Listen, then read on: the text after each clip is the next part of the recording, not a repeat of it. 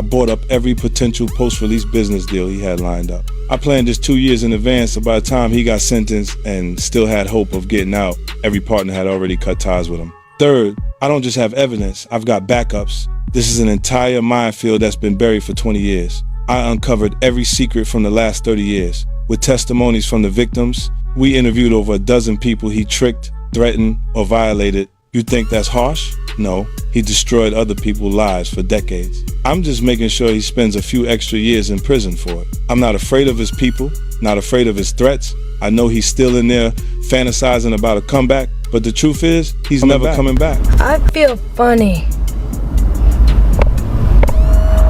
Is this real life? Yes, this is real life.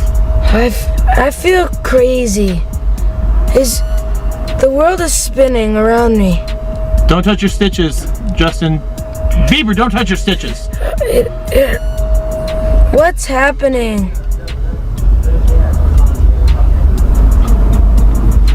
No. Bieber, stop. You have 4 eyes. I have 2 fingers. I have 3 fingers. Is this gonna last forever? Justin, stop it.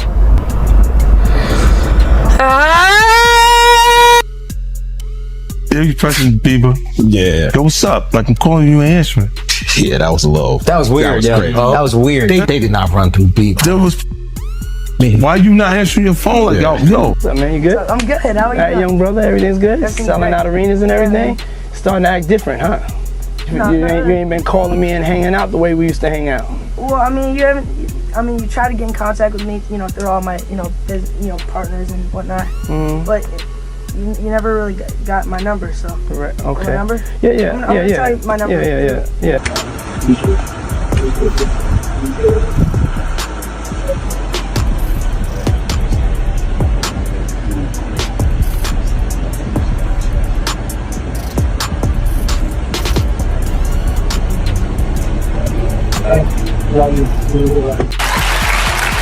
What's going on with you guys? Are you working together? I'm not. I mean, I think that we've become friends in a strange way, you know. Like Robin Big. Yeah. It's like exactly. I'm big and you're Robin. Yeah. No, I mean, to a lot of us, he's like a little brother. You know what I'm saying? He's not afraid to call and ask for advice. He's somebody that, in the industry-wise, the record industry is a strong family, and he's somebody that, we definitely have our arms around, and we want to protect him because he's such genuinely a nice person besides his talent. You know what I'm saying? He's one of the greatest kids that you could ever know. Justin,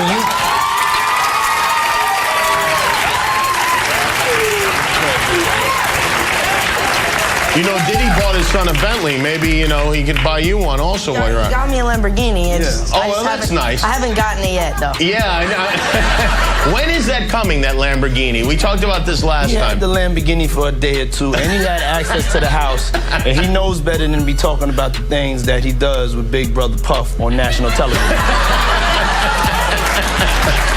4 years, the industry treated the warning signs like background noise, awkward moments laughed off, uncomfortable clips turned into memes, and serious questions quietly buried. But now, with 50 Cent reigniting the conversation through his documentary, everything is being pulled back into the spotlight. Old footage is being re-examined, forgotten whispers are resurfacing, and the narrative is shifting fast. At the center of it all stands Diddy, a towering figure in the industry, alongside a wider story about young stars navigating a world shaped by power, pressure, and silence. This isn't just viral drama or internet gossip anymore. It's a deeper look at how influence works behind the scenes, and how uncomfortable truths can stay hidden for years when too many people choose not to speak. We hanging out and what we doing, we can't really disclose, but it's definitely a 15-year-old's dream. I have been given custody of him. He signed to Usher. I'm signed to Usher. I had legal guardianship of Usher when he did his first album. I did Usher's first album. I don't have legal guardianship of him, but for the next 48 hours, he's with me. So Justin Bieber's rise was sold to the world as a modern-day fairy tale, an overnight success under the brightest spotlight imaginable. But behind the fame, it also revealed something far more complex: what it really means for a young artist to grow up inside an industry shaped by power, access, and influence. Now, as old interviews and resurfaced moments make the rounds again, the conversation is shifting. Scenes once dismissed as harmless celebrity culture are being looked at through a different lens, raising questions about how quickly young stars are pulled into adult environments, often with blurred boundaries and intense pressure. Back then, it was easy to ignore. Today, many believe those same moments deserved far more scrutiny. This goes beyond one clip or one headline.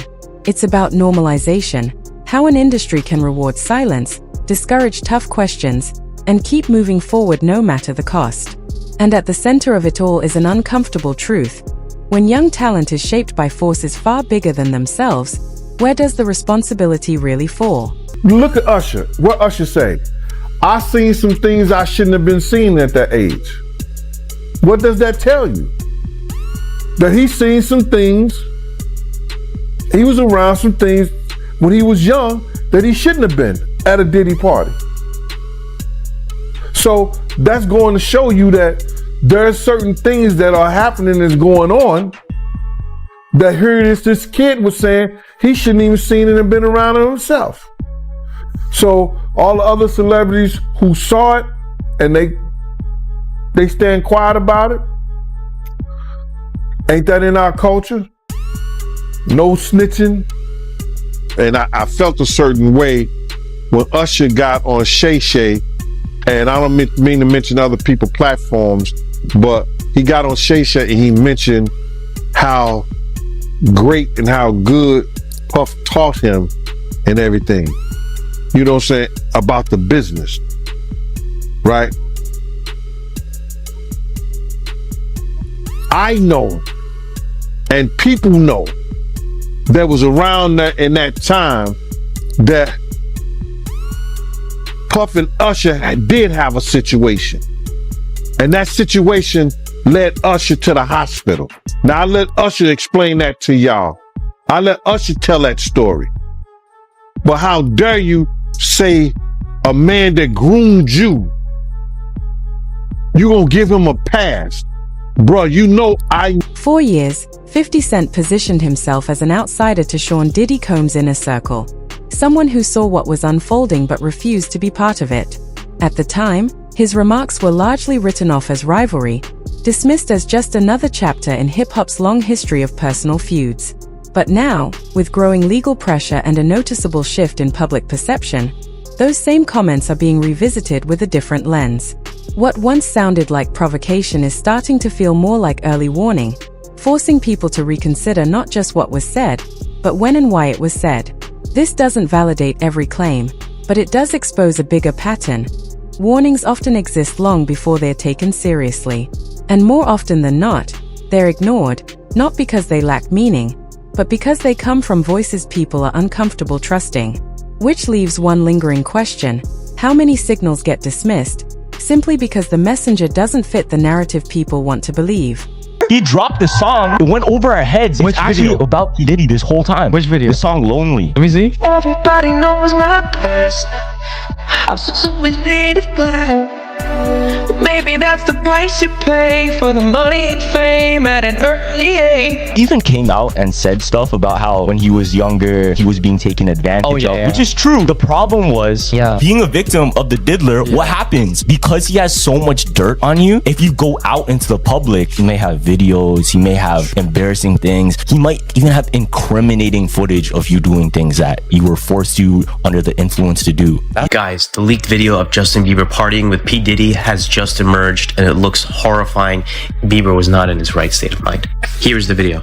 Oh, he's bad boy now. Look at that. Whoa, look at that. Here's your icon alert. Look at that. It's called. Does that look normal to you guys? What's going on here? He gets down on his knees, starts drinking. Diddy right there. Look at his eyes. The deeper issue isn't just what may or may not have happened behind closed doors. It's why accountability so often collapses in systems where success is tied to proximity to power. When opportunity depends on access, lines start to blur. Saying no can feel like risking everything, while going along becomes the safer, unspoken expectation. In that kind of environment, caution is easily reframed as weakness, and self-protection is treated like a barrier instead of a necessity. The pressure isn't always loud, but it's constant, shaping decisions in ways that aren't always visible from the outside. And that's where the real conflict lies: control. Who actually has the freedom to set boundaries? Who can walk away without consequences? And in a system built this way, it's often those who push back, the ones who choose to say no, who end up paying the highest price. I'm tired of Usher. I wish somebody would come out and just like sue him. Like, we need Usher. No, we do. We need a victim to come out and be honest about him, because what I'm realizing is that he's gonna fake the funk until the victim, man. He's just gonna keep on sucking the devil's. And I don't know, like with a baby, that pacifier, sometimes you gotta pull it out. You know what I'm saying? And take it away. Right? When the baby's used to sucking on the pacifier, that motherfucker gonna keep sucking on that shit until you do what? Till you take it out the mouth. Now it's gonna scream and holler, but eventually it will get used to the fact that his mouth is no longer full with that object. And that it's time to just, learn how to live without it. He been sucking on Diddy's dick a long time. It's time for him to learn how to make this thing happen without the devil's dick in his mouth or ass. Oh, you don't think if he sued, he'll just Lil Woody the situation? And I don't recall. I don't recall. No, because I think if a victim comes out against Usher, it'll show how egregious this shit is. Because if he can be a predator, then anybody can be a predator. Long before Justin Bieber became a global phenomenon, Usher had already spoken about his own early experiences entering Sean Diddy Combs' world as a teenager, describing an environment where adult pressures arrived far too soon. That history matters, because it points to something bigger than isolated stories. It suggests a pattern. When similar dynamics surface across different generations, it becomes harder to dismiss them as coincidence. Instead, a deeper structural issue comes into focus, one where power, influence, and trust are passed down without meaningful change or accountability. If discomfort was recognized once, then the real question isn't whether it happened again, it's why nothing fundamentally shifted. Why was the system left intact, allowing the next young star to walk a path that had already raised concerns before? Seeing that boy that got rushed to the hospital, they're not seeing what the intentions was in his heart when he took Justin Bieber there. Oh. Let's be honest. He took Justin Bieber there. Diddy had been trying to get to Bieber for a minute, and his management was backing him off. But it wasn't until Usher took over management and had guardianship and gave temporary guardianship to the diddler for 48 hours. Think about that. He had already been to the hospital. That situation that Gene was talking about. And you still took Bieber there, but you got custody of him first. Diddy had already tried. They wouldn't let him. Actually, someone made reference to the fact that Diddy trying to get at Bieber the way he was trying to get at Bieber was looking a little predatory. And then Usher came in and discovered it and managed him and got custody of him and promised to look after him. And then he sent him to the diddler. Does that sound like a good guy? It's horrible. Does that sound like a good guy? Now that we know what Diddy's really like. What kind of fucking asshole do you gotta be to take another boy, another talented boy, and put him in your place so it ain't gotta be you? As scrutiny around Sean Diddy Combs intensified, many former allies stepped back into silence, while 50 Cent continued to speak more openly, highlighting an unspoken reality within the industry. In spaces built on relationships and influence, Speaking out can carry consequences, while staying quiet often preserves connections and opportunities. Over time, loyalty and self-preservation begin to overlap, making it difficult to clearly separate principle from survival. It's less about fear in a simple sense and more about constant calculation, where every word, or lack of it, can affect future prospects. In that kind of environment, honesty competes directly with career stability. And when silence becomes the safest path for many, it raises a challenging question. In a system where speaking up can come at such a cost, can true accountability ever fully take hold? Usher look like he fresh off a goddamn plane. Usher fresh off the garden stage. That's my brother right here from day one. We used to wake up and, pause, but like just back in the days when he was like 10 and I was a little bit older, his older brother, we used to fight over the Frosted Flakes. You know what I'm saying? Before pause was invented. You know what I'm saying? But it's my brother for real. We used to actually wrestle off of the Frosted Flakes because he used to always get up early. Now he's one of the richest stars in the world. And what did Puff just say? Nobody's gonna acknowledge this for me. Puff just said we used to wrestle over the Frosted Flakes, and we're streaming live. That was stupid. Listen, that was stupid. Listen, having a good time. Usher is a procurer. And if Usher knew what was going to happen to any of those young children that he took to the Flavor Freak off, is he a good guy? Especially considering what happened to him. Especially considering that he sat Howard Stern, and Howard Stern said, would you send your kids to Puffy's Flavor Camp? And his immediate response was, hell no! So it's good enough for everybody else's kids, but it's not good enough for you. Yours are just good enough to die in Lake Lanier with no real investigation. Got it? Like, these aren't good people! All right, Jeff. He's not good! He's a And the simple fact that Justin Bieber literally made a public statement and said, Usher asked me to do the Super Bowl with him and I turned it down. Run for the hills. Why would he turn it down? Who turns down the Super Bowl? Justin Bieber has never publicly accused Sean Diddy Combs of any criminal wrongdoing. However, his later openness about anxiety, emotional exhaustion, and periods of instability adds important context to a broader and more nuanced story. Over time, he has spoken about the pressures of rising to fame at a very young age, navigating an environment filled with competing adult interests, and trying to manage overwhelming success without having the tools or safeguards needed to fully protect his well-being. Those reflections don't point to a single conclusion, but they do help illustrate the complexity of growing up in the public eye under constant scrutiny and influence. Ultimately, this history doesn't provide simple answers. Instead, it highlights a deeper reality.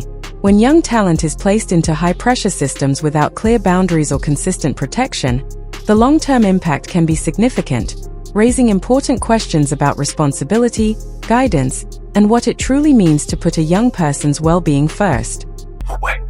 Yeah, she's crazy. She's a superstar. Superstar, right? So you're there and you see her and you see the way she's reacting to you. And I wonder what was going through your mind, because I've never had a chance to ask you that, because I know what was going through her mind because I've never had a chance to ask her that. And it's pretty clear in the video what's going through her mind. She can't even. What was going through your mind when you saw that kind of reaction? And also now in the knowledge that you were just coming out of that space yourself. I wanted to protect the moment. You know, I don't know how many opportunities I'm going to get. You know, we never know how many opportunities we're going to get with anybody. I mean, I'm tearing up thinking about it, just with the Kobe situation, you know. Just never know. And so I just wanted to be a good example, you know. And,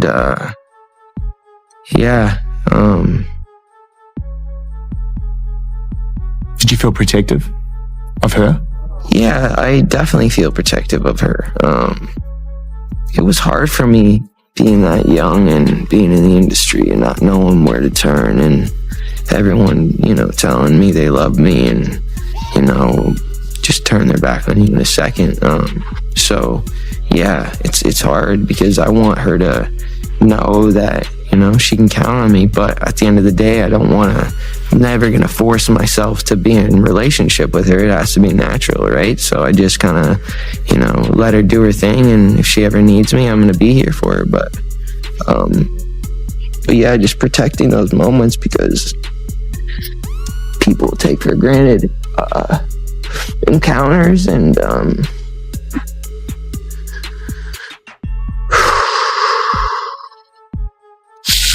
yeah, so yeah, I just want to protect her, you know.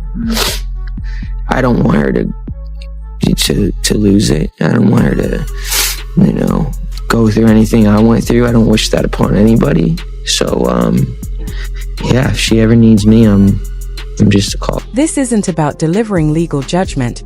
It's about recognizing human impact. Harm doesn't always announce itself with loud accusations or clear labels. Sometimes it emerges gradually, years later, as emotional strain, instability, or experiences that were difficult to process in the moment. In environments where pressure and exposure are built into the structure itself, the effects can accumulate quietly, without a single defining incident that captures everything at once.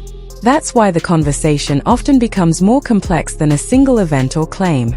When systems shape behavior over time, the outcomes can reflect patterns rather than isolated moments. And that leads to an uncomfortable but important question.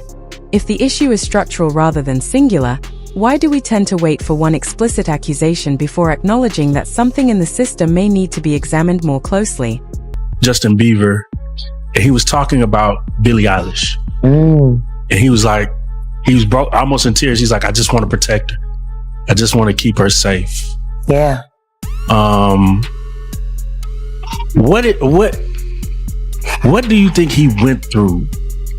Because he knows what's been happening to Billie. Just like everybody knew what was happening to Millie Bobby Brown girl with Drake. These people are monsters. He ran into Dapper Dan in Harlem, and they asked him what he thought about what was going on with Diddy and if he knew Diddy. And I love Dapper Dan for this. He said, I grew up with his parents. I knew his parents.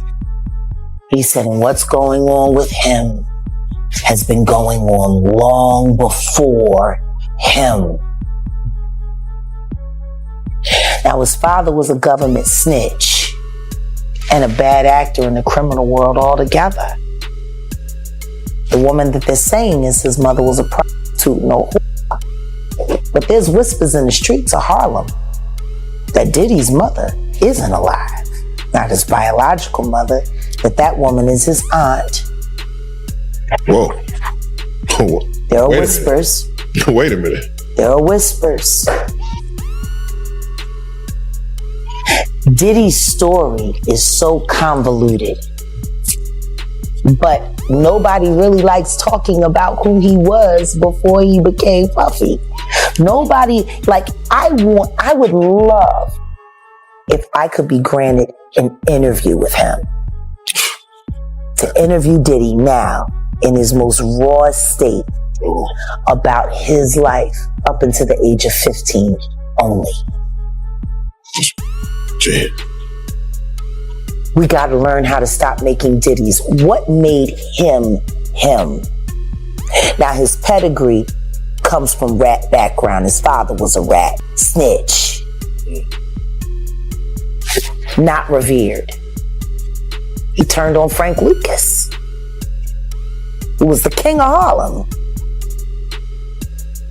And yet, Diddy was able to, siphon off enough of that juice, just enough to get people, but he needed Gene. Think about this. Gene was more of a father figure to Diddy than he was a bodyguard. And Gene was more than a bodyguard, he was an investigator. So when they went separate ways, clearly, When Sean Diddy Combs' situation entered the federal courtroom, the conversation naturally shifted from public speculation to documented scrutiny, grounded in evidence, legal procedure, and outcomes that can be measured within the justice system. In that setting, charges, rulings, and potential appeals define what can be established, while also setting clear boundaries on what can be responsibly stated. Courts are designed to assess individual conduct within the framework of the law, not to evaluate entire industries or cultural systems. As a result, even when a case is addressed legally, broader questions about environments, norms, and patterns often remain outside the scope of a verdict.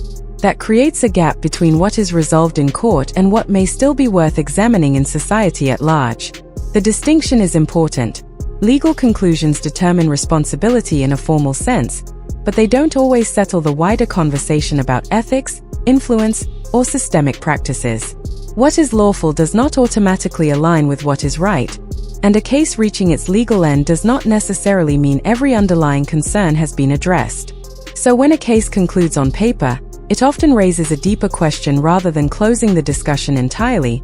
Does accountability end with the court's decision, or is that the point where broader reflection and responsibility truly begin? Looking at any black guys that are A-listers that's bigger than Diddy, there's only one that I could come up with, and there's a few I could come up with. Will Smith, he's bigger than Diddy. I would think Nick Cannon is bigger than Diddy. Who else on the black that are black actors or black in the business that's an A-lister that's bigger than Diddy, that's black?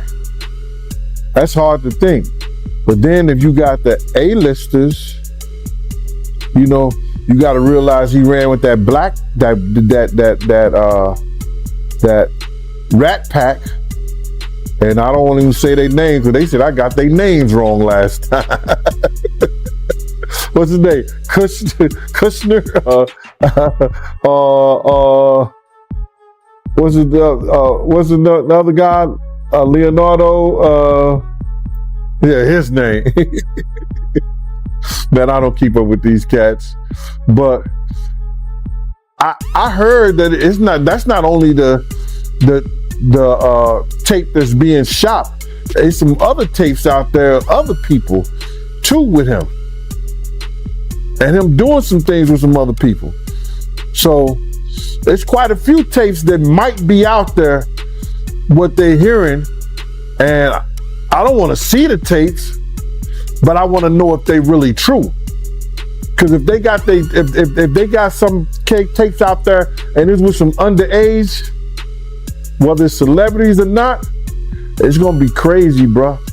It's gonna be real. The intersection of 50 Cent, Sean Diddy Combs, and Justin Bieber points to a broader pattern within celebrity-driven systems, where influence grows quickly, vulnerability is often overlooked, and accountability tends to lag behind, if it arrives at all.